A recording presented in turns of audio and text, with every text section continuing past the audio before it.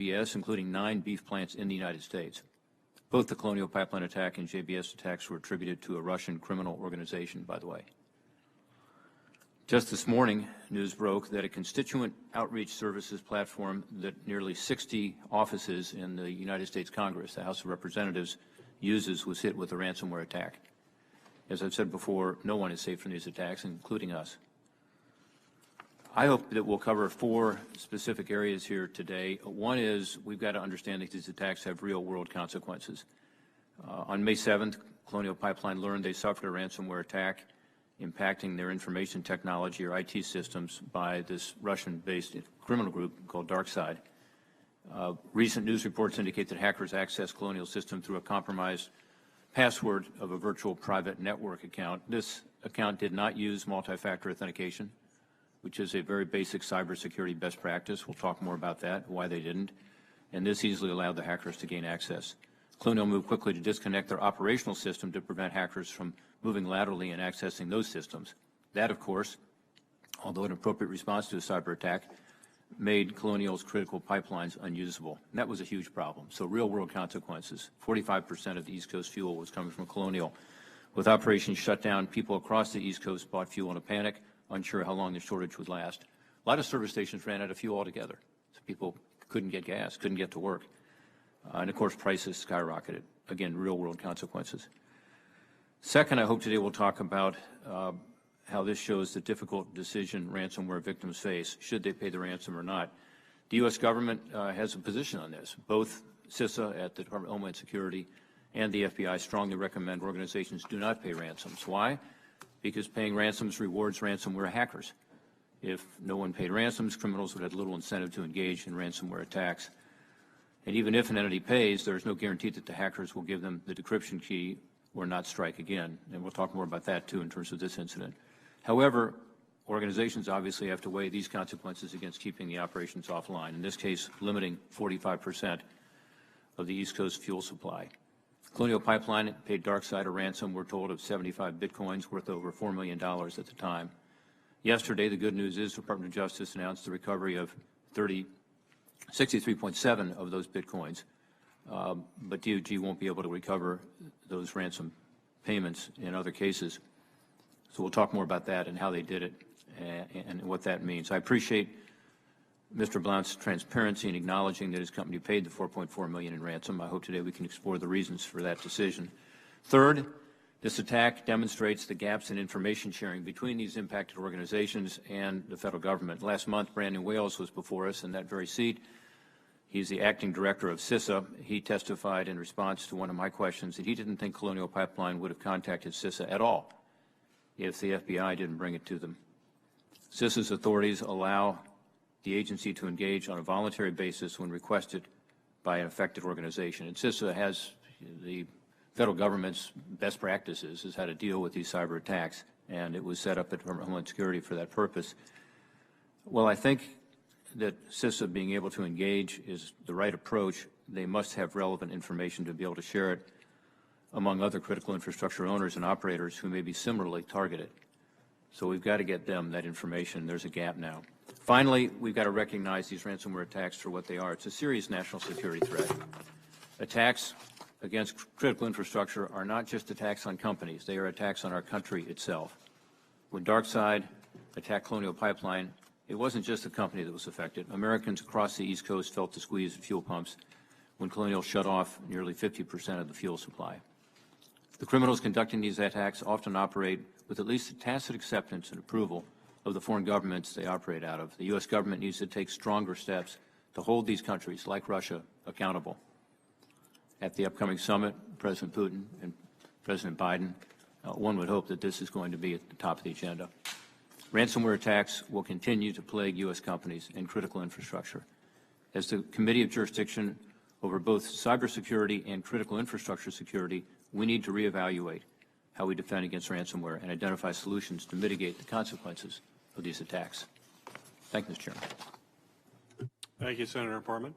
Mr. Blount, it is the practice of the Homeland Security and Government Affairs Committee to swear in witnesses. So if you will stand and raise your right hand, please. Do you swear that the testimony you will give before this committee will be the truth, the whole truth, and nothing but the truth, so help you God? I do. Thank you. You may be seated. Mr. Joseph Blount is the president and CEO of Colonial Pipeline. He joined Colonial in October of 2017 with more than 3 decades of experience in the energy industry. Mr. Blount previously served as CEO of Century Midstream LLC, a company in which he co-founded. Mr. Blount has also spent 10 years with Unocal Corporation and ultimately served as president and chief operating officer of Unocal Midstream and Trade. Mr. Blount, welcome to the committee. We look forward to your testimony and appreciate your willingness to answer our questions. You're recognized for your 7-minute opening statement. Chairman Peters, Ranking Member Portman, and members of the committee, my name is Joe Blount, and since 2017, I have served as the president and CEO of Colonial Pipeline Company. Thank you for the opportunity to testify before the committee today. Since 1962, we have been shipping and transporting refined products to market. Our pipeline system spans over 5,500 miles and is one of the most complex pieces of energy infrastructure in America, if not the world. On any given day, we transport more than 100 million gallons of gasoline, diesels, jet fuel, and other refined products. Shipping that product safely and securely is what we do. The product we transport accounts for nearly half the fuel consumed on the East Coast, providing energy for more than 50 million Americans. Americans rely on us to get fuel to the pump, but so do cities and local governments. We supply fuel for critical operations, such as airports, ambulances, and first responders. The safety and security of our pipeline system is something we take very seriously, and we always operate with the interests of our customers, shippers, and country first in mind. Just 1 month ago, we were the victims of a ransomware attack by a cybercriminal group, and that attack encrypted our IT systems. Although the investigation is still ongoing, and we believe the attacker exploited the legacy VPN profile that was not intended to be in use, DarkSide demanded a financial payment in exchange for a key to unlock the impacted systems. We had cyber defenses in place, but the unfortunate reality is that those defenses were compromised. The attack forced us to make difficult choices in real time that no company ever wants to face. But I am proud of the way our people reacted quickly to isolate and contain the attack so that we could get the pipeline back up and running safely. I am also very grateful for the immediate and sustained support of law enforcement and federal authorities, including the White House. We reached out to federal authorities within hours of the attack, and they have continued to be true allies as we've worked to quickly and safely restore our operations. I especially want to thank the Department of Justice and the FBI for their leadership and the progress they announced earlier this week. I also want to express my gratitude to the employees of Colonial Pipeline and the American people for your actions and support as we responded to the attack and dealt with the disruption that it caused. We are deeply sorry for the impact that this attack had. But we are also heartened by the resilience of our country and of our company. Finally, I want to address 2 additional issues that I know are on your minds, and I'm going to address them the only way I know how, directly and honestly. First, the ransom payment. I made the decision to pay, and I made the decision to keep the information about the payment as confidential as possible. It was the hardest decision I've made in my 39 years in the energy industry, and I know how critical our pipeline is to the country, and I put the interests of the country first. I kept the information closely held because we were concerned about operational safety and security, and we wanted to stay focused on getting the pipeline back up and running. I believe with all my heart it was the right choice to make, but I want to respect those who see this issue differently. I also now state publicly that we quietly and quickly worked with the law enforcement in this matter from the start, which may have helped lead to the substantial recovery of funds announced by the DOJ this week. Second, we are further hardening our cyber defenses. We have rebuilt and restored our critical IT systems, and are continuing to enhance our safeguards. But we are not where I want us to be. If our CIO needs resources, she will get them. We have also brought in several of the world's leading experts to help us fully understand what happened and how we can continue, in partnership with you, to add defenses and resiliency to our networks. I especially want to thank Mandiant, Dragos, and Black Hills on the consultant side, in the White House, and all the government agencies who assisted us both with the criminal investigation and with the restart of the pipeline. We are already working to implement the recent guidance and directives on cybersecurity. Our forensic work continues, and we will learn more in the months ahead. I appreciate your support and look forward to our discussion today.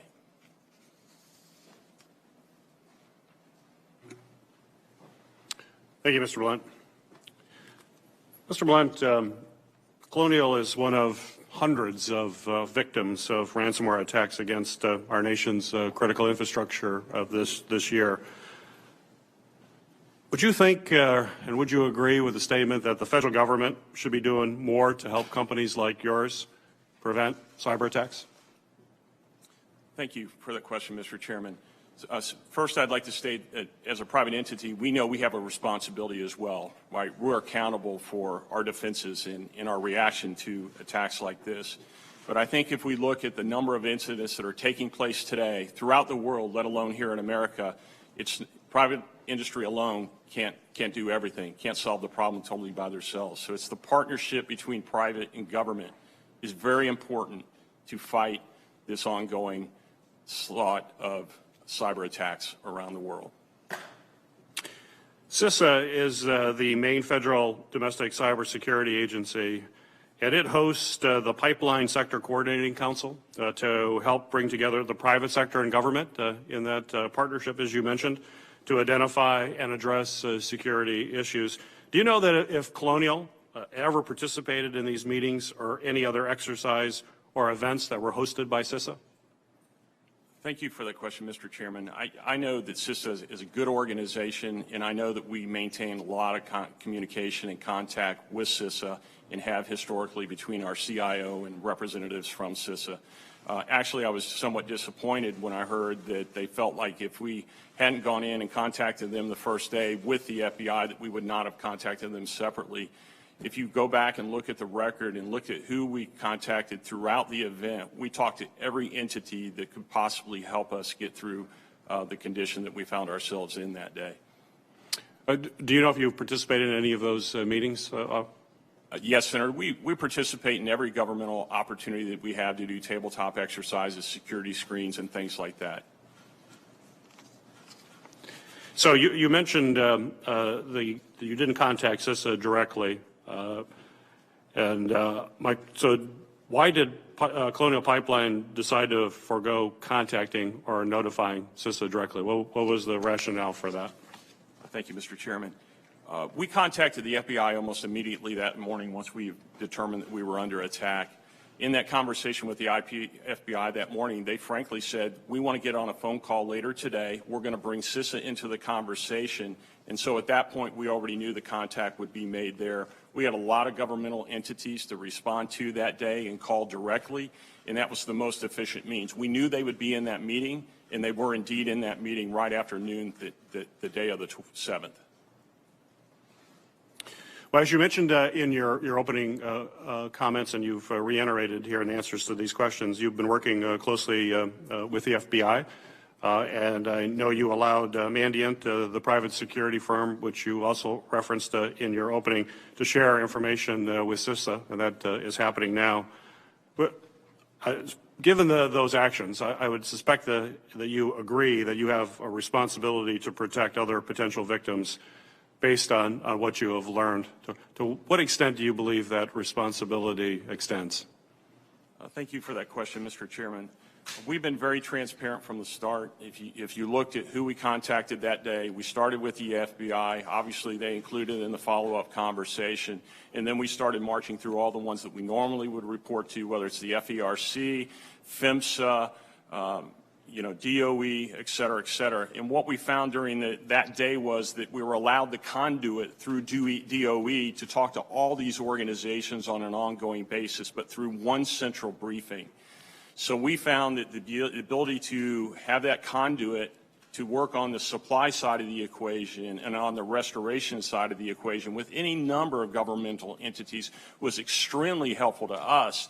And then, of course, on the investigative side, we had the FBI and CISA working on that. So for anybody that comes under an attack like this, what you can't recreate is time and space and the ability to respond. And so the ability to have the conduit both on the investigative side as well as on the restoration and on the supply side was extremely helpful to Colonial Pipeline and our employees. It was an all hands on deck situation that morning and throughout the event. And prior to the attack, I assume, I know you're not a technical expert, but it would have been helpful for you to get information about other potential attacks or other companies that may have been attacked with similar types of cyber incidents? Yes, Mr. Chairman. For example, we gave a lot of indications of compromise to the FBI and CISA during the days of the event. And I think what we saw is, as an industry, is immediately that material was dispersed out. And in the case of the IP addresses, I believe CISA actually posted those. And that was a means for us, once again, to efficiently communicate to our industry partners what was going on. And in addition to that, we go back to the first day when we were contacting people, we made initial contact with some of our industry trade groups to tell them what we could possibly tell them at that point in time. So we've been, once again, very open and transparent, hoping that everybody could not only be aware of the situation, but think about what they could do to help prevent that from occurring in their own company. Well, that's all very encouraging to hear. And just for the record, I'm working on legislation right now to make sure that information is indeed being shared with CISA to get a better understanding of what's happening in ransomware, not just with your company, but across the board. Reporting indicates, and you've affirmed today, that you made the decision to pay the ransom of $4.4 million. We're certainly happy to see that a portion of that's being recovered by the Department of Justice now. My question to you, though, is prior to making the decision to pay the ransom, had you consulted with anyone in the federal government on whether that would be an appropriate response? Thank you for that question, Mr. Chairman. It was our understanding that the decision was solely ours as a private company to make the decision about whether to pay or not to pay. And considering the consequences of potentially not bringing the pipeline back on as quickly as I possibly could, I chose the option to make the ransom payment in order to get all the tools necessary and the optionality of those tools to bring the pipeline on as quick as we possibly could, safely as well as securely. Well, after you paid the ransom and received the key to unlock your systems, did that actually fix all of the problems? Where are you today, and how long do you think it'll take for you to be 100%? That's a great question, Mr. Chairman. Thank you for asking it. I think what a lot of people don't realize about cyber attacks and the repercussions of a cyber attack is it takes months and months and months, and in some cases what we've heard from other companies that have been impacted, years to restore your systems. Our focus that first week was to restore the critical systems that we needed on the IT side in order to safely and securely bring our pipeline system back up. So that's what we focused on. You know, an example would be this week we're bringing back online 7 finance systems that we haven't had since the morning of May 7th. So again, the remediation is ongoing, and again, that's why you bring someone like Amanda in immediately, one, to help investigate the situation, but also to help restore what you've lost throughout the process. The keys are helpful, and we have used the keys, so they have been advantageous to us, but they're not perfect. And I think that's important to remember. You get the keys, but you still have a problem for many months and a lot of work to do. Yes, sir. That's really illustrates the seriousness of what we're dealing with.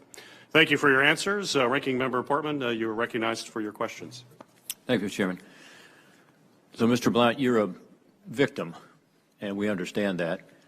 And yet, you know, we're trying to provide oversight and even provide some new laws potentially to try to deal with this increasing and really dramatic issue of cyber attacks, and specifically today talking about ransomware. let's just clarify that the record. You made your ransomware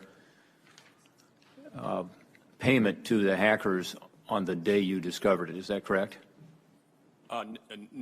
Ranking Member, thank you for that question. We did not. We made the decision that evening to negotiate with. So that was the evening of May 7th? Yes, sir. And so you didn't make the payment until when? The payment was made the following day. May 8th? Yes, sir. Okay. And you indicated today that the FBI was in discussions with you on May 7th. Is that correct? Ranking Member Portman, that's correct. Yes, sir. And what did the FBI tell you? What did they advise you to do with regard to paying the ransom? Ranking Member Portman, I believe I was not involved in those conversations with the FBI, but in discussions with my team, I don't believe the discussion about the ransom actually took place the first day on May 7th. The focus more was on getting to the proper centers of expertise with the FBI, and in this case, I believe it was the San Francisco office. We started with the Atlanta office in our notification, and then it was a function of they already started to collect data from us, indications of compromise and things. So their official position is you shouldn't pay ransoms, and yet they didn't communicate that to you as far as you know. Ranking Member Portman, of course, I was not in that conversation. I can't confirm or deny that, but I do agree that their position is they don't encourage the payment of ransom. It is a company decision to make. Yeah, and so you knew what their advice was going to be even if they didn't provide it that day? Ranking Member Portman, yes, sir, we did. Okay. Did you talk to the Treasury Department's Office of Foreign Assets Control? This is the office that's charged with sanctions, and so if you're a sanctioned individual and you make a payment, as you know, there are potential violations of law. Did you contact Treasury Department's Office of Foreign Assets Control? Ranking Member Portman, that day that we decided to negotiate, we hired experts both on the legal side as well as on the negotiation side. We didn't have any direct contact with DarkSide ourselves, and I can assure you that everyone involved in that process continually went and back-checked to make sure that this was not an OFAC-listed entity. So you were in touch with OFAC to ensure you weren't paying the ransom to a sanctioned entity or to a sanctioned individual? Ranking Member Portman, I was not involved in those conversations, and so I can't attest to who actually talked to who, but I do know that repeatedly throughout the process, the fact of whether DarkSide was on the sanctions list or not was fact-checked repeatedly. Okay, we may have some follow-up questions on that just to figure out what the relationship was there. And again, this is about looking forward. How do we avoid the situation where sanctioned individuals or entities are getting a ransom payment, which would be a violation of federal law? The Wall Street Journal says that the decryption tool didn't really work. So you paid the ransom, they give you the decryption tool to be able to undo the harm that they did. That's how it normally works. And yet the decryption tool was not effective. Is that correct? Ranking Member Portman, the encryption tool is an option that's made available to you. So when you're looking at bringing critical structure back up as quickly as you possibly can, you want to make every option available to you that you can. Mandy, it can be the best one to answer about how important the encryption tool was, restoring the critical options we needed within the first couple days. Did the decryption tool work? It has worked, yes, sir. So the Wall Street Journal story was inaccurate. It was effective.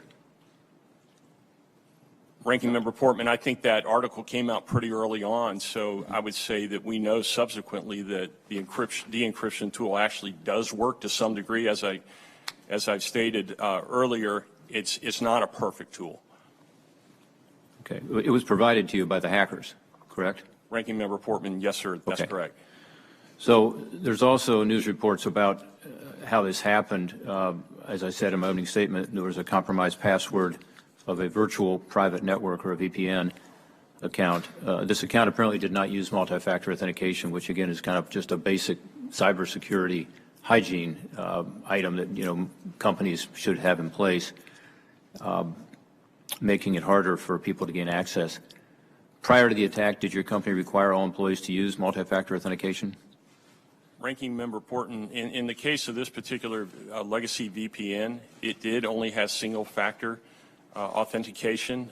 It was a complicated password, so I want to be clear on that. It was not a Colonial 123 type password. The investigation is ongoing by mandate to try to determine how that material was compromised. But in our normal operation, we use an RSA token allowance in order to create authentication difficulties for remote access. So would your advice going forward be that multi-factor authentication ought to be used? Ranking Member Portman, that's absolutely the correct advice. So TSA has given industry a lot of leeway. Critical infrastructure and voluntary compliance has been the approach. They came out late last month after your attack with some new directives, and now there's a mandate that reporting cyber attacks must happen. They must go to CISA, which is, again, this group within the Department of Homeland Security, and then it will be shared with TSA. You've got a designated cybersecurity coordinator within the company, and you have to review your current activities against their recommendations on cyber risks, identify gaps, and develop remediation measures. Do you support that? Ranking Member Portman, if you look at our actions starting on May 7th, we almost to the T duplicated what the new standards are, and we are in full compliance today as well. Yeah. So I mentioned earlier that, we have written legislation in this committee over the years to try to deal with cybersecurity. Pretty much every member here today has been involved with that. And as I said earlier, we obviously need to do more. The question is, with regard to critical infrastructure in particular, should there be more mandates? And now there is, and they have the authority to do this under 2007 law, it appears. Now there is this mandate on reporting it, a mandate on having a coordinator. But still, there's not a mandate saying that you have to do certain things in terms of best practices or good cyber hygiene. Do you think there should be additional requirements from TSA with regard to critical infrastructure? Ranking Member Portman, first I'd like to thank you for your leadership on these issues in the past, but certainly on a go-forward basis. I think anything that can help industry have better security practices, standards to follow, would be extremely helpful, especially for the smaller companies that are in other industries as well as my industry, less sophisticated. Thank you, Mr. Chairman. Thank you, Senator Portman. Senator Carper, you are recognized for your questions. Great. Thanks, Mr. Chairman. Mr. Blount, thank you very much for joining us. I regret that you and your employees, your companies, and those who've been certainly consumers have been harmed by this, but we regret that. If you had the opportunity to speak to other people, your counterparts in businesses around the country, maybe give them 2 or 3 words of advice to help them avoid this sort of thing, what would you say? Senator, that's a great question, and if I could boil it down to 2 or 3 words of advice, as you suggested, I would suggest that we certainly take a look at our defenses, and even though we felt comfortably historically that we're where we felt we needed to be to protect our assets, this threat grows every day. The sophistication of this threat grows every day. So let's make sure that we're keeping our eye on that. And then the other side of the equation is, if you wind up in a situation like we found ourselves on May 7th, have an emergency response process that allows you to respond quickly and, most importantly, to be extremely transparent and to contact the authorities who indeed do have resources that potentially could help you through a very, very difficult process. Thank you. Abraham Lincoln was once asked, what is the role of government? And he responded, the role of government is to do for the people what they cannot do for themselves. And with respect to one of the things, I've been on this committee for, 20 years, and we have spent a lot of time trying to figure out what is the role of government, especially with respect to cybersecurity. But a question is, what do you believe the role, or the appropriate role for government should have been? How do we measure up? What did we do well? Or what should we have done better? Thank you.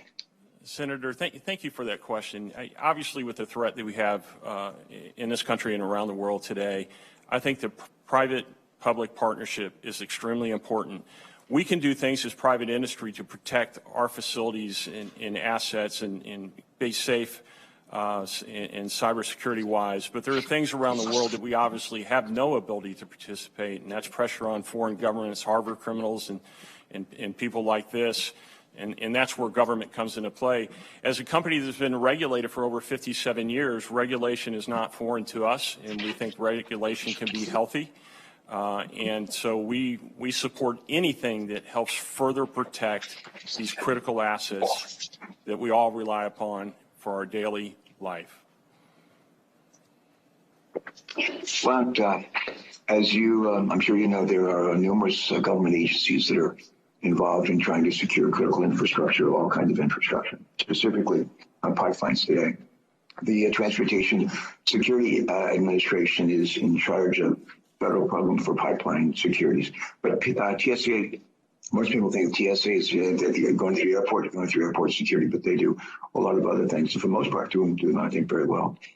But the TSA works closely with the Department of Transportation's Pipeline and Hazardous Materials Safety Administration, as well as folks at the Department of Energy and the Federal Energy Regulatory Commission. That's just a handful of government agencies that are working to secure our nation's pipelines, and that type of coordination among agencies requires continued collaboration and communication. Got a two-part question for you, if I could. First, how frequently are you or your counterparts or your team members, how frequently are you in contact with these government agencies I mentioned above? And secondly, how has interagency coordination among these agencies strengthened or weakened pipeline security? Thank you for that question, Senator. We're in contact quite often with all the agencies that you mentioned. Again, as I noted, we are a regulated entity, and we know it's important to communicate what's going on across our pipeline system and with our operations, with all our governmental partners. And then there is a lot of entities within the government that don't regulate us, like CISA up to May 7th, that we also have had constant communications going on. So I know from my CIO's perspective, she does spend a lot of time with CISA. She does spend a lot of time with the TSA, talking about what's going on in the cyberspace and defenses and things like that. And I'll go back to May 7th, and what I saw as being most helpful for an operator that's been, subject to an attack is, again, that was critical for us to be able to have that one central conduit in the government. And in this case, it was DOE, who allowed us to communicate everything that was going on at the time through one central conduit, although all the parties that you mentioned were sitting at that table, virtually, of course, because of COVID, hearing material real time that could help them go about doing their job, or potentially could go about helping the market resolve the issue that we saw. So we saw a lot of permitting changes, allowing truck drivers to drive longer hours, allowing trucks to carry more fuel. That was the kind of coordination that we got through that central conduit that the White House gave us. And again, I'm not saying one entity over the other. I'm saying that the combination of all of them through that central conduit was extremely valuable to our response, extremely valuable to the American public to get as much fuel back into the system as we possibly could, and whether that's through deviations in regulations or things that allowed us to bring our pipeline on much sooner than perhaps would have been. Good. Maybe one other question. How quickly did your company reach out to the FBI? Senator, great question. We reached out to the FBI within hours. And what was the response? The response, Senator, was we want to get you back on a phone call. We're going to bring CISA into the conversation, and we're going to start going through it.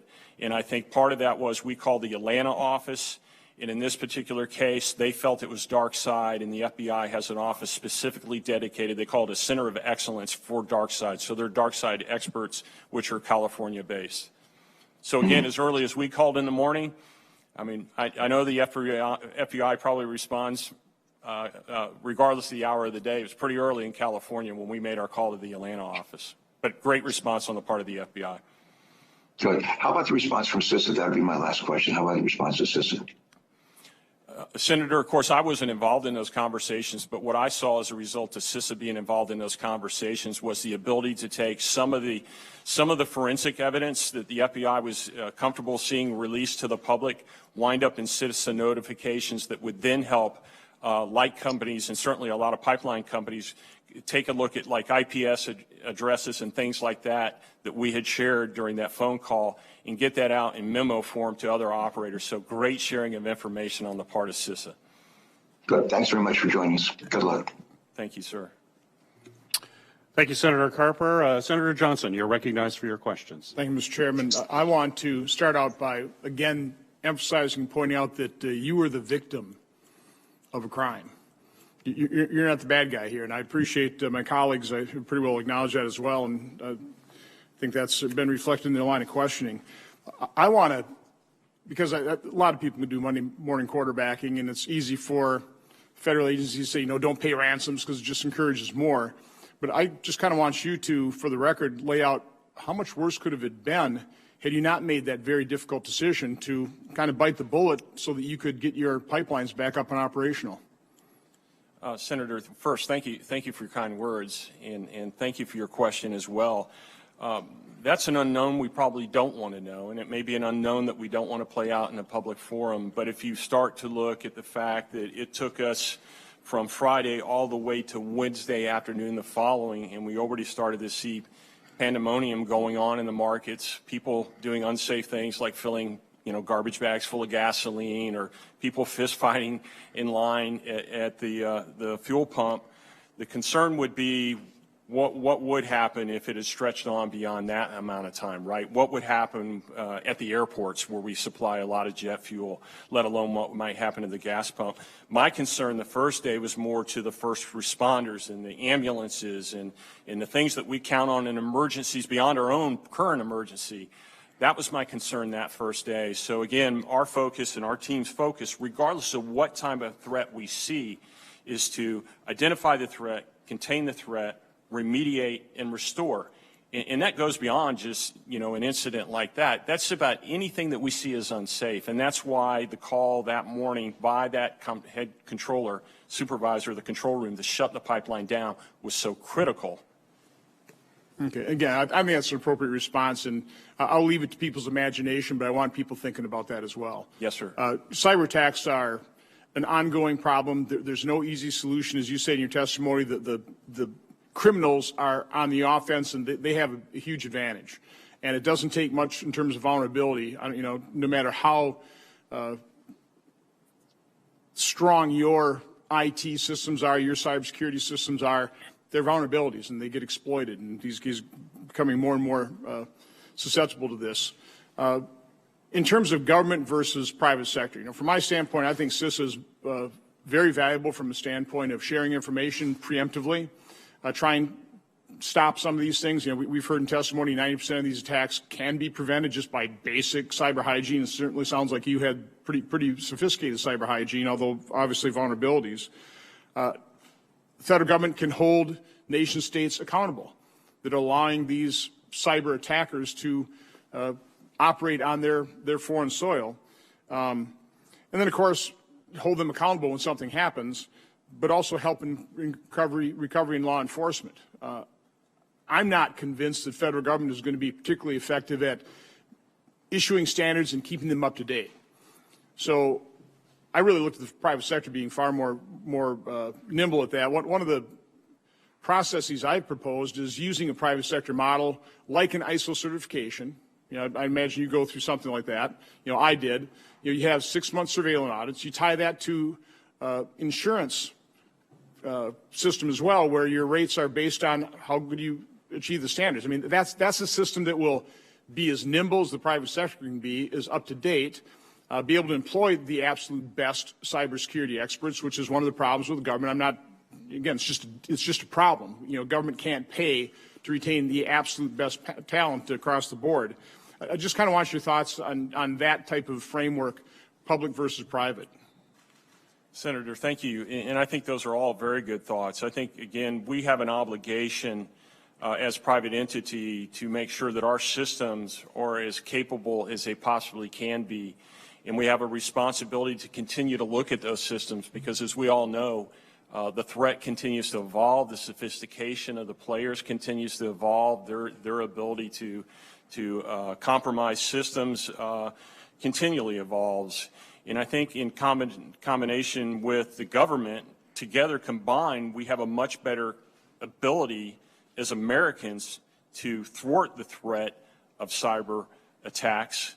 And I think that, again, we both have a responsibility. You shared the concept of private industry can't do things to foreign governments, can't put pressure on foreign governments. That's extremely important here if we look at where these criminals are housed, right? That something needs to be done there. So again, I think that private-public partnership is very valuable, but we certainly know we have responsibilities and accountability as well. Again, I'm concerned about the government's, capability of establishing the standards, and then, again, penalizing businesses for being victims of crime if you don't meet their probably in many cases out-of-date standards. So I would proceed down that line with caution. Just real quick, were you a member of an ISAC, an Information Sharing and Analysis Center for your industry? Senator, I don't actually know the answer to that. If I can get back to you on that. Okay, I'd appreciate that. And the final question I have is, in our briefing and news reports, it wasn't just the shutdown, the ransomware, but as prior to them shutting you down, they extracted all kinds of data that apparently they tend to reveal or not reveal. Can you just describe that, if possible? Because I'm intrigued is maybe the wrong word, but I thought that was quite interesting. And do you have any assurances? Did you get that data back? Was that part of the ransom deal that won't be disclosed? And can you kind of tell us what kind of data they're talking about? Why that even be valuable for them or hurtful for that to be disclosed? Senator, very, very good question, very important question. As part of the ransomware note, they tell you that they've encrypted information, that they've exfiltrated information. So we knew that they had exfiltrated information. We work very closely with the FBI on that, and the FBI is probably the best entity to respond to that since they're still investigating the situation and, getting closer apparently to, at least we hope, to the perpetrators themselves.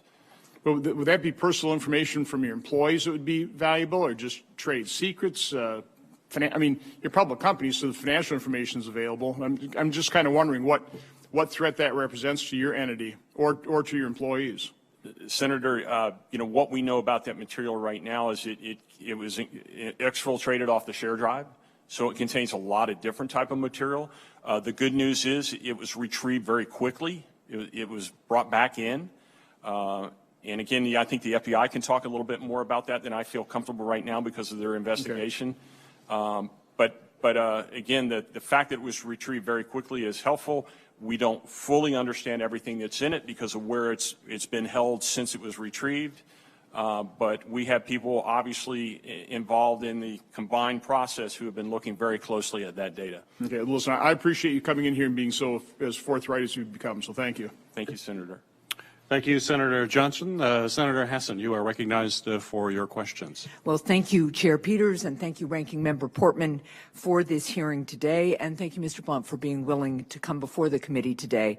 Cybersecurity is a collaborative effort, to be sure, and we need to work together to strengthen public and private cyber defenses. Mr. Blount, I was glad to see that U.S. authorities were able to deprive hackers of millions of dollars in expected ransom. However, I want to better understand your decision to pay the ransom, and I understand it was a difficult decision. As you've already discussed, the FBI and other federal agencies strongly discourage paying ransom because it incentivizes more people to become cybercriminals and to develop better ransomware tools. When you decided to pay the ransom, did you know how much of your network was affected at the time? Thank you for that question, and good morning again. Good morning. No, we did not, and I think that's what a lot of people don't understand in these incidents, these attacks. It takes you days, basically, to see into your system that's been corrupted as to what you have, what's potentially been exfiltrated. In the case of Colonial, we had really good backups, is what I've been told by Mandiant, but it still took them days to get through those backups. So when we look at our response time and ability to bring the system back up, it was fairly good in reality. My concern was you don't have that view at all for days, and when you have a critical asset like this, you've got to focus on what is the best opportunity of options you have in front of you to take avail of. And in that case, it was to get the encryption tool and to get our information back. Okay, so I wanted to follow up. You mentioned the federal agencies that you reached out to, but what, if any, outside of those agencies, non-federal entities, did you consult with? Were there private firms that you consulted with? Yes, Senator, great question. Obviously, we talked to Mandiant. Yeah. Talked to Mandiant about that. We talked to our legal resources that have been involved in any number of cyber cases in the U.S. over the last couple of years. People that have had real-time experience with these criminals, as well as the specific science of cyber attacks and compromise. So yes, a lot of conversation went into that decision that I made. Sure. To negotiate. Okay, and did you have a cybersecurity response plan in place prior to the attack? And if so, did it include any guidance about paying a ransom? Senator, great question. What we have as a pipeline operator, and it would be not unique necessarily to us at Colonial, is we have an emergency response process. Right. And again, I've said earlier this morning, see the threat, contain the threat, remediate the threat, and restore. So in this case, you use the same process, but you use a different set of experts. So in this case, we reached out immediately to FBI because it was criminal. Right. We immediately reached out to legal resources that have dealt with this. We immediately reached out to Mandiant. Right, but my question is, in your planning, did you have a plan for cybersecurity response that included guidance about ransomware? Senator, specifically, no discussion about ransom and action to ransom.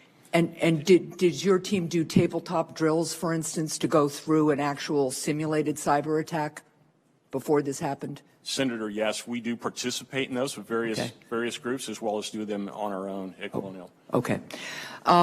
Some private sector companies can focus strictly on economics and perform traditional cost-benefit analyses without having to consider national security concerns. However, owners and operators of critical infrastructure, and I appreciate your comments this morning acknowledging that Colonial oversees critical infrastructure, that carries a heightened obligation and duty to be capable of delivering goods and services to citizens all, in this case, up and down the East Coast. Mr. Blount, Colonial Pipeline surely performed some number of cost-benefit analyses regarding the operation of its pipeline to determine how much to spend on pipeline hardware, personnel, and even cybersecurity. Did any of your analyses incorporate any public responsibility factors, such as the impact of a potential cyber attack on consumers or on the U.S. economy? Senator, that's a great question.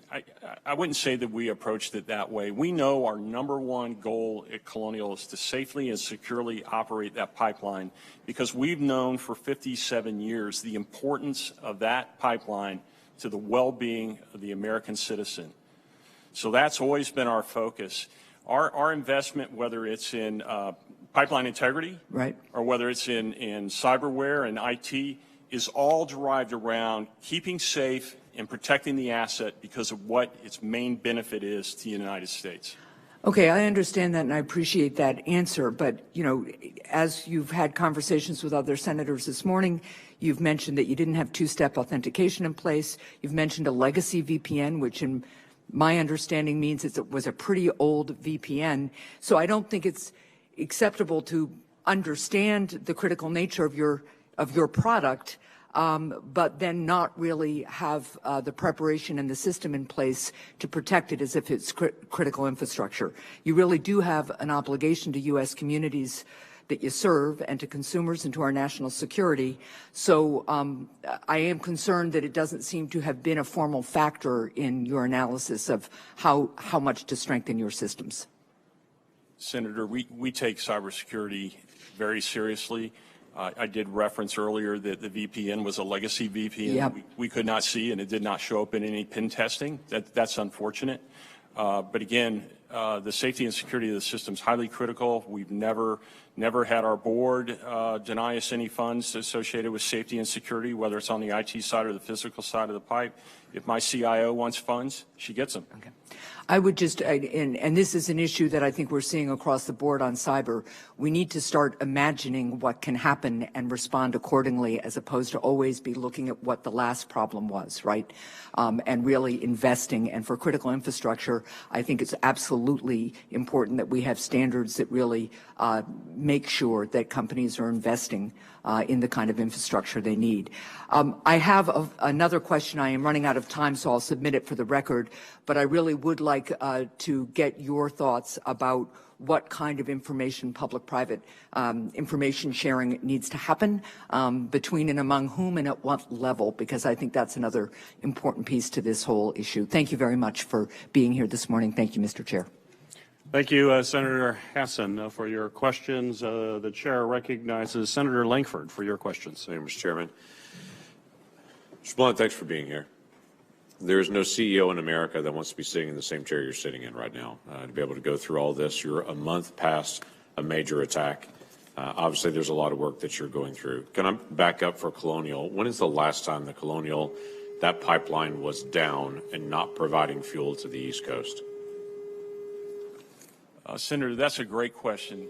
That pipeline has never been down completely, with the exception of, and I learned that just this week, over the couple hours of Y2K, and we can all appreciate going back in time that we were all concerned about the clock back then. So, periodically from time to time, we'll have a portion of the system down during a hurricane event or something like that, but never the entire system at one time, and never for that, obviously, that duration of time. I think we as Americans get so used to going to the gas pump and filling up with refined products. Every one of us has landed at Charlotte Airport, and Jet A has been added to our plane as we change planes there. We get so used to that, we lose track of some of these things. So I want to ask a couple of things here. You had to do a physical inspection and a cyber inspection of this pipeline, or just going through the digital portion of it? Did you also have to do some physical inspection as well? Yeah, great question. So, in the early hours of May 7th, we didn't know exactly what we had. We had the ransomware, but again, we're always concerned about the security of the pipeline. And you may have read in the press, it's a factual statement, we drove over 29,000 miles of the pipeline. And again, remember, it's only a 5,500-mile pipeline.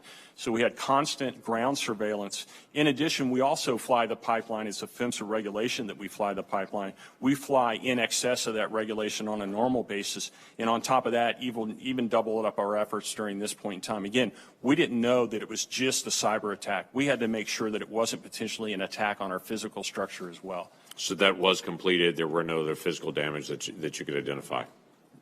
That is correct, Senator. We didn't see anything. We did keep an eye, obviously, on the pipeline, just so you're aware.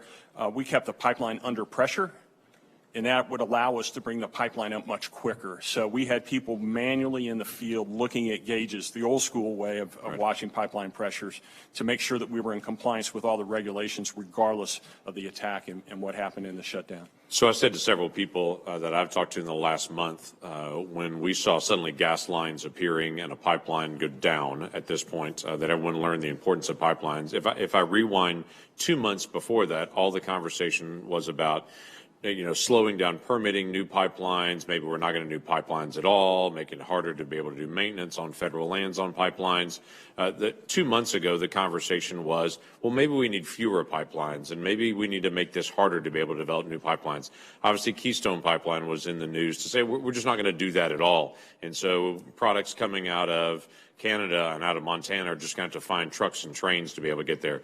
I'm not going to ask you this same question because that's not going to be fair to you, but I've told a lot of folks what we watched happen with the sudden shutdown of a pipeline is a ghost of Christmas future for the entire country if we don't continue to maintain our pipelines, increase capacity of pipelines, if we don't continue to expand and have a duplication of pipelines in spots to be able to make sure we have redundancy for this.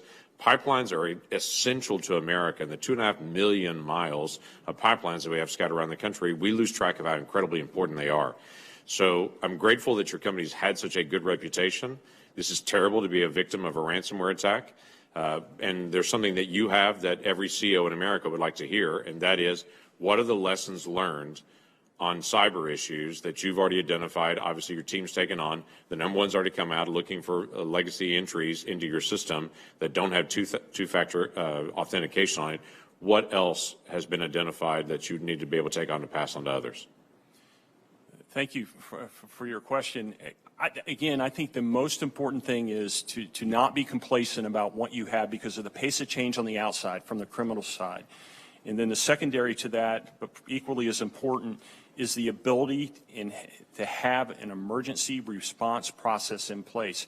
If we had not been trained for the last 57 years to respond to any threat, whatever that threat is, it's an extension cord on the ground that hasn't been taped down that someone might trip over and hurt themselves. If we hadn't been trained like that and our employees hadn't been trained by that, who knows how many days it potentially could have taken to bring the asset back online. We know the importance of the asset, and we're dedicated to the American public as a result of all the training and everything we've done through the years to make sure that we have the fuel that we need. Right. Backing up systems, clearing unused accounts, guarding data in other ways. Are there other things that you would mention to say these are lessons that are going to be important for the future? That obviously there was a gap, a single area of single vulnerability. Other lessons you would mention? Yeah, thank you, Senator. I think from a proactive standpoint, you've seen now where we brought Mandiant in to investigate as well as to restore and start to harden our systems. But we've talked a lot about standards in this room today. And so we've also brought Dragos in and Black Hills in, and people may ask, why is that overkill? And I would say, I don't think so, because what we want to make sure is we get the best out of each one of those experts. They all have a specific skill. Drago's very good at OT systems, right? We want to make sure that we have the best hardening and the best segmentation we can possibly have on our OT side. So I think, again, it's that investment in resources to get the best in class, because, again, even the best in class is still susceptible. And we've heard that from each one of those experts. Right. So if this is not ransomware attack, this is actually somebody that's getting into the system. Have you been able to determine going through it whether they would be able to get to your operating system to be able to change pressure, to be able to change volume, to be able to change flow through the structure they actually came through? Senator, that's a great question. Obviously, that factored in largely to my decision, and the employee's decision to shut the pipeline down that day. We didn't know, and we probably didn't know the answer to that for days. The investigation's ongoing, but up to this point, Mandiant has not confirmed any evidence that they were in the OT system, and typically that's not what DarkSide does. Right. Right. It's a different animal, but it's a vulnerability that sits out there for someone else that does mean to be able to do our nation harm, not just your company harm at this point. And if they're not just going out for money, but they're actually going out for physical damage. Thanks for being here. Thanks for being so frank in your testimony. Thank you, Senator. Thank you, Senator Langford. Senator Rosen, you are now recognized for your questions. Thank you, Chairman Peters, Ranking Member Portman. This hearing, of course, so timely, so important. And Mr. Blount, thank you so much for spending your time with us today to bring some clarity to these extremely important issues to our nation. Because, you know, it's a challenge for business owners across a variety of industries to commit the resources necessary and critical to preventing and combating cyber threats. It requires a team of dedicated staff with cyber expertise and the technologies needed actually to defend against an attack. So, Mr. Blount, it would be helpful to understand the resources you have at Colonial Pipeline devoted to cybersecurity's technology, personnel, and trainings. And so can you tell us just a bit about your cyber guidelines and best practices your company follows? Do you collaborate with federal agencies like NIST, DOE, and CISA? If you don't, why not? And can you just talk to your plans to either current collaboration or collaboration going forward if you plan to do that? Thank you, Senator, for that very important question.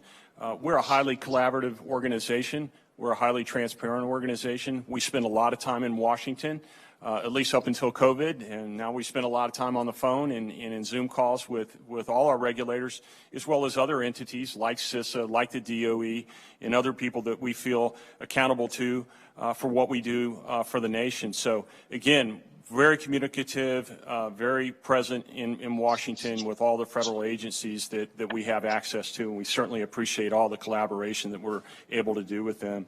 From a Colonial perspective, you know, we have over 100 people dedicated to IT. Our CIO, when she asks for funds related to anything associated with cyber, she gets it. Our board is highly supportive of anything that protects the pipeline and protects our data. So we've never had any issue from the standpoint of getting the funding that we need in order to protect the asset and to protect our information and to protect the American public. Thank you. I want to kind of build on this a little bit, because according to recent news reports, You have discussed scheduling a voluntary cybersecurity review with TSA. A lot of people have touched on this, but that review never took place. And so how often does your company conduct internal cybersecurity reviews or self-assessments? You do this on a regular schedule, and what do you do with the results? Who do you share them with, or do you share them? Senator, thank you for that question. With regard to the VADAR voluntary program that TSA has, I had also heard in the press that we had refused to participate in that, and that was quite a shock to me, and it was quite a shock to our CIO. We maintain a lot of conversation with the TSA, and specifically at the director of security level there. We have participated in a number of things with the TSA in the past, including physical screening of our facilities. We have actually had the head of TSA in our office meeting with me and my management team. Do you do your own internal reviews? Do you share them with others? How do you do those on a regular basis? I guess that's also the point of my question as well. Senator, we do participate in periodic penetration tests. We do auditing, outside auditing of our cyber procedures in our IT department. And like all audits, you expect you're going to find something with a pace of change outside from the threat, and you rank the things that come back, and then you go about the business of tackling those things that are deemed deficient or weak in order to improve your defenses. So yes, we do. Well, I want to build on that because you repeatedly said during this hearing that you weren't part of conversations in the wake of the cyber attack, including the discussion with the FBI about paying a ransom. In hindsight, if you're doing these analysis, you're ranking things, doing all this, what do you think you should have been part of those conversations? Senator, that's a very good question. This was an all-hands-on-deck day and week. My responsibility that week was to communicate to my board, make sure that my team was communicating where they needed to communicate. I directly handled all the discussions at the DOE level, including the daily briefings that we did with the DOE. I participated in briefing with the governor's offices throughout the states that were impacted. So while it would be nice to be involved in every conversation, the reality of it is I can't be every place at once, but it was well taken care of by any number of my management team members, the people that report directly to me. Thank you. Appreciate that. I want to talk a little bit about my Cyber Sense Act, because we know, of course, cyber attacks is what's happened to you. So last Congress, I introduced the Cyber Sense Act as bipartisan legislation that would create a voluntary cyber sense program at the Department of Energy that's going to test the cybersecurity of products and technologies intended for use in our bulk power system. This bill also directs the Energy Secretary to consider incentives to encourage the use of analysis and testing results when designing products and technologies, although I think the incentive would actually be not to be hacked. But Mr. Blunt, while the program in my bill would establish is solely for electric utilities, do you think a similar program for pipelines would be helpful for gas companies like yours across the board to collaborate and communicate and have some sense of what's going on in the industry? Senator, thank you for that question. I think that's a great program for the electric utilities, and I think anything that would help our side of the business be more secure and less susceptible to any threats is a great idea. Thank you. And I think the last question, I have about a minute left. I just want to ask a quick question about why Colonial Pipeline didn't notify CISA immediately following the ransomware attack. Mr. Wales told this committee there's a benefit when CISA is brought in quickly because of the information we glean. We work to share it in a broader fashion to protect other critical infrastructure. So what's your response to Mr. Wales' statement and you not sharing your ransomware attack? I'm glad you asked that question, Senator. One of the first phone calls we made that morning within hours of noticing the compromise was to the FBI office. And during that conversation with the FBI said, we will call you back later. We want to bring in our Center of Excellence from California into the conversation, and we will call CISA and bring them into the conversation. So at that point, based upon the number of phone calls that we had to make that day to any number of governmental entities, we knew that CISA would be notified and brought into the conversation. We had a conversation with CISA the first day as a result of that connection with the FBI. If the FBI had not called them, We would have. We called every other governmental agency we were required to, and then some that day. So again, I don't know why he made that statement, but I can tell you we would have called him. There's no reason not to. We were extremely transparent, and we wanted all the help that we could get that morning. Thank you very much for your testimony today. My time's expired, Mr. Chairman. Thank you, Senator Rosen. Senator Hawley, you are recognized for your questions. Thank you, Mr. Chairman. Thank you, Mr. Blount, for being here. I think you mentioned this in your written testimony, but I'd just like to start here. What percentage approximately of all fuel on the East Coast of the United States is transported by your company's pipeline? Thank you for that question, Senator. It's approximately 45%. And how many gallons of fuel does your company's pipeline transport on a daily basis? Normally, we would move approximately 100 million gallons of fuel a day, Senator. Yeah, that's a lot. Is it fair to say that tens of millions of Americans don't really have any choice but to rely on your pipeline for fuel? I mean, you have enormous market power is what I'm driving at. Is that a fair statement? Senator, over time we've evolved as a big player in the fuel business, and it's because of our reliability record, and quite frankly, we're the cheapest cost of transportation for the fuel to those customers. Yeah, I think your pipeline, I think that the amount of fuel running through the pipeline exceeds the fuel consumption of Germany. And if I'm not mistaken, the closure of your pipeline facilitated nearly or led to nearly 16,000 gas stations without fuel across the country, which is huge. I mean, you're huge, and consumers really rely on you, is my point. I'm curious as to, given your market power, given the reliance of consumers, given the sheer number of consumers you serve, why didn't you take up the Transportation Security Administration's offer to do a comprehensive cybersecurity review of the pipeline? Senator, thank you for asking that question. We indeed were in contact with them about setting that up. Obviously, COVID got in the way in the early days of that. We were getting ready to move at the end of the year into a new facility. So I think the conversation was that we want to do it. The VADAR program is a good program, but we will schedule that later on. We do have that scheduled at the end of July. So it was a COVID issue, basically, or it was a moving issue? You're moving to a new headquarters. I'm looking at the Washington Post article here that reports that the TSA had tried to schedule a voluntary in-depth cybersecurity review, but that Colonial just couldn't get it done. I mean, do you regret not doing that in retrospect?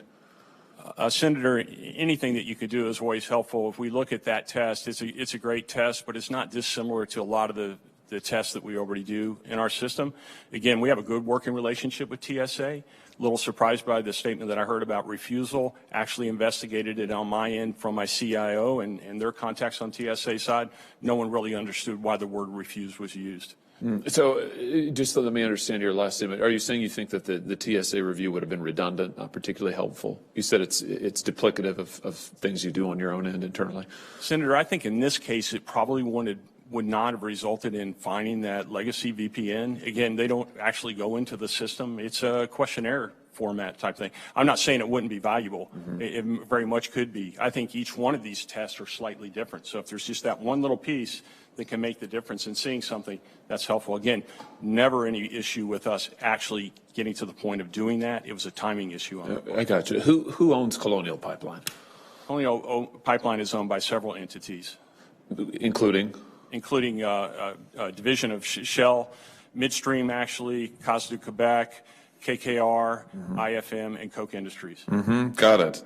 I'm asking that because it's been reported that over the last decade, Colonial has distributed, I'm looking at the article here from Bloomberg, Colonial has distributed almost all of your profits, sometimes more actually, in the form of dividends to your investors. In 2018, for instance, Colonial Pipeline paid $670 million to its owners, which actually exceeded your net income for that year. I mean, that's a pretty good return. What do you invest in cybersecurity every year? It's a great question, Senator. We invest over $200 million over the last 5 years in our IT systems.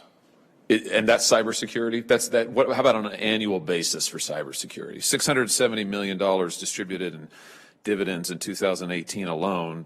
Give me a sense of, you're operating not unlike a public utility, right? I mean, we covered the fact you serve 45-50% of customers on the East Coast. You transport 100 million gallons a day. You shut down. The attack on you led to 16,000 gas stations being shut down. So just give me a sense of, given the importance of your company, the size of it, the reliance, What are you doing in terms of your investment for cybersecurity? I know you're paying your investors well. Yeah, Senator, great question.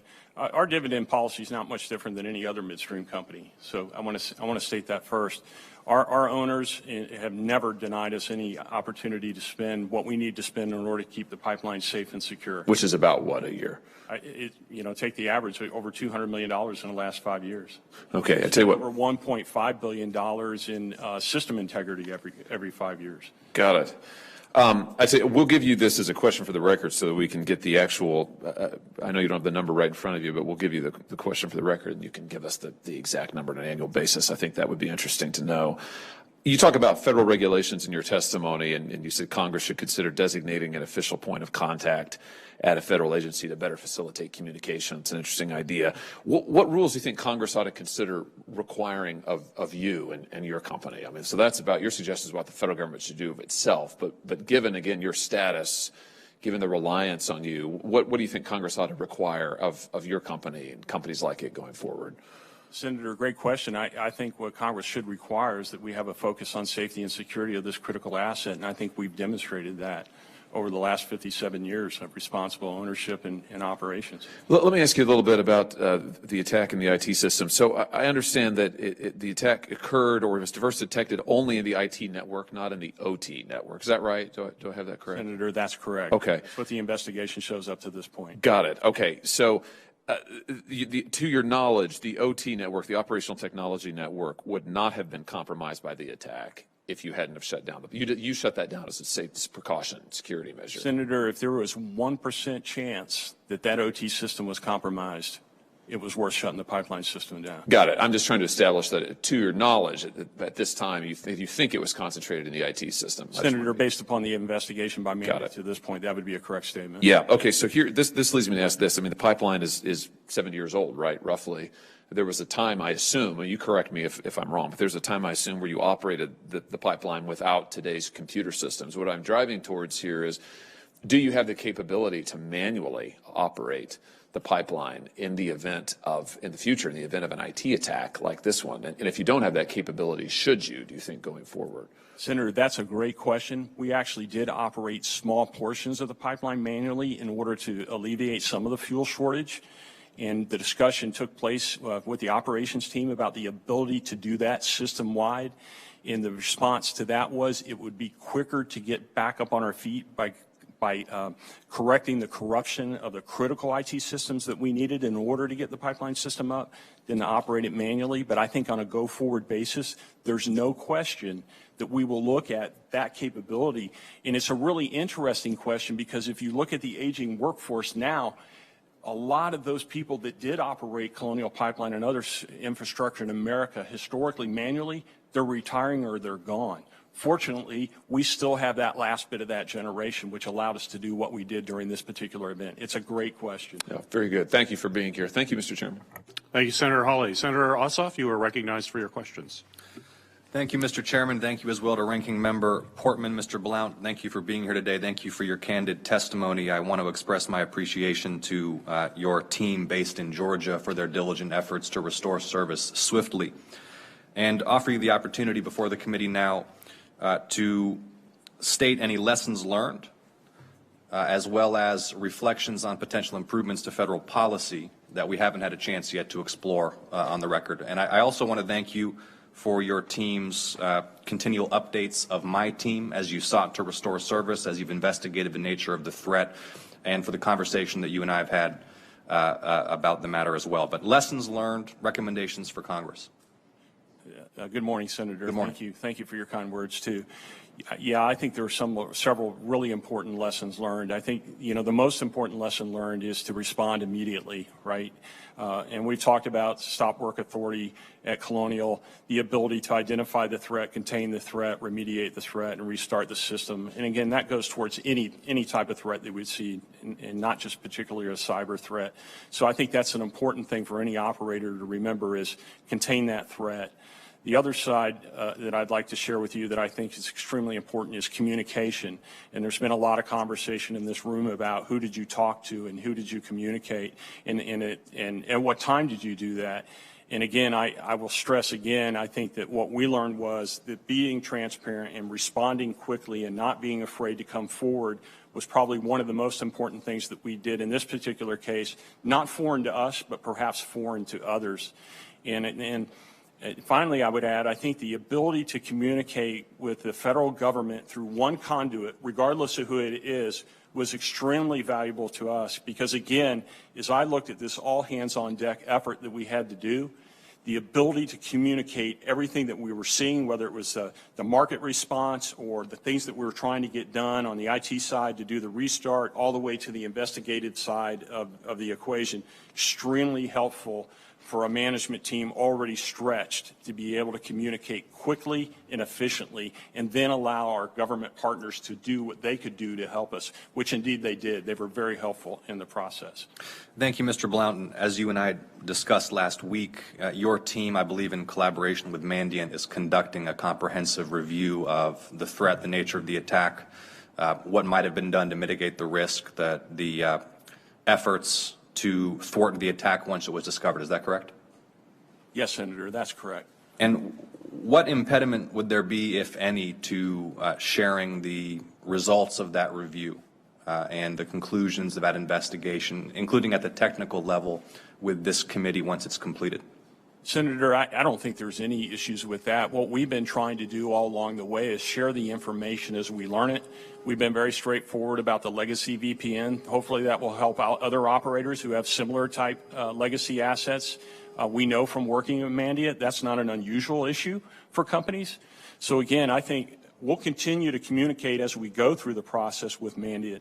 But our ability and desire to sit down with you is ready and available when you would like that. Great. So we can expect that once that review and investigation are complete, that you'd voluntarily share with this committee the results of Mandiant's investigation. Yes, Senator. We'll be very transparent. Appreciate that. When you and I spoke last week, I believe you stated that you had not refused any requests for information from the Department of Homeland Security, the FBI, or other federal entities. You've discussed the importance of the free flow of information between the target of an attack like this and the federal government.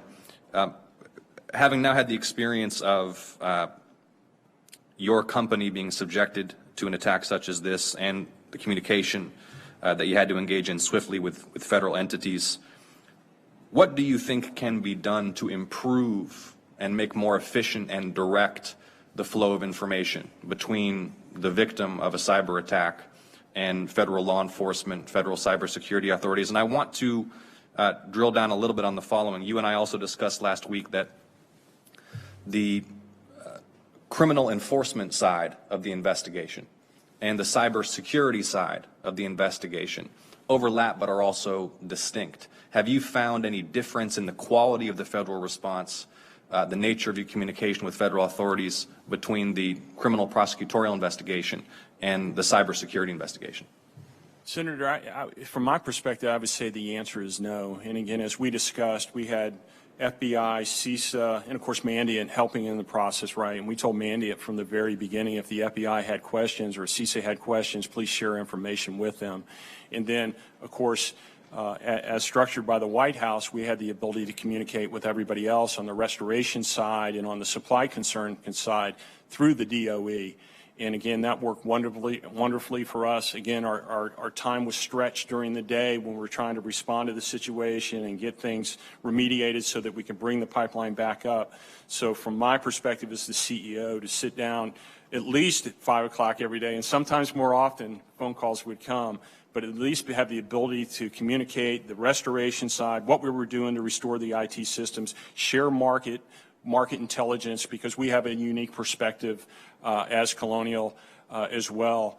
That was very helpful. So regardless of who that conduit is, the ability to communicate on the investigative side with all those parties at once, and on the restoration and the market side, extremely valuable to us. As you can imagine, there's a lot going on as you head towards bringing an asset like this back up. and you've got a lot of people that want to know a lot of things, and you don't have all the answers yet. But what I found is by having them all in the same room, the expert on this one particular area would say they wouldn't know that yet, and that would alleviate a lot of concern that the less knowledgeable person might have, even though they were very strong in what their particular discipline or science was. Thank you, Mr. Blount. And finally, circling back to the ongoing Mandiant investigation, can you commit that the product that you share with this committee of that investigation will be the same product that you and your executive team and your board review, and that it won't be a different set of conclusions that are produced for the consumption of Congress, but it'll be the same assessment that you receive? Senators, as I stated previously, we will be very transparent. I think the one thing that we need to be careful about as a nation is how do we share that information? Obviously, it would be very difficult in a public forum like this because a lot of what we'll share about our strengthening and a hardening of our systems will be critical to keeping those strong and defensive against attacks. But yes, we need to talk and figure out what's the best way to talk about what happened, as well as what best practice on a go-forward basis is for an operator like ours that operates such sensitive infrastructure. So recognizing that some of those conclusions, information, and plans may be sensitive and confidential, nevertheless, the appropriate forum for those confidences being provided will be able to exchange that information freely and review in full the Mandiant report? Senator would gladly cooperate with you. Thank you, Mr. Blount, and I yield back, Mr. Chairman. Thank you, Senator Ossoff. Well, Mr. Blount, I would like to thank you for joining us here this morning on this incredibly important matter. You know, we are clearly experiencing relentless and unprecedented assaults against both our private and public sector information systems, and we're getting those assaults by both criminal organizations as well as foreign adversaries, and this is a grave national security concern. And certainly from the questions that were posed today by all of my colleagues, I think it's clear that my colleagues believe this is something that we need to address immediately and in a comprehensive fashion. It's clear to me that the cyber attack against Colonial highlights the need for increased cooperation and coordination between both the federal government and our critical infrastructure partners. We must ensure that the American people are capable of not only defending our critical infrastructure partners from attack, but also maintaining a secure information system environment to prevent those cyber attacks from occurring in the first place. The infrastructure that American lives depend on is increasingly connected to each other, and connected to the internet. This brings a whole new meaning to the phrase, you're only as strong as your weakest link. And these weak links can be hacked accounts, inadequate passwords, or unknown vulnerabilities to the system. More must be done in this space, and I'm committed to certainly focusing my attention. I think every member on this committee agrees that this committee will focus our collective attention and resources on dealing with this problem. Cyber attacks used to be merely an inconvenience. We now know that they're becoming attacks on our very way of life. Once again, thank you for appearing here today. I look forward to your continued engagement on this important issue. The record for this hearing will remain open for 15 days until June 23rd at 5 p.m. for submission of statements and questions for the record. And with that, this hearing is now adjourned.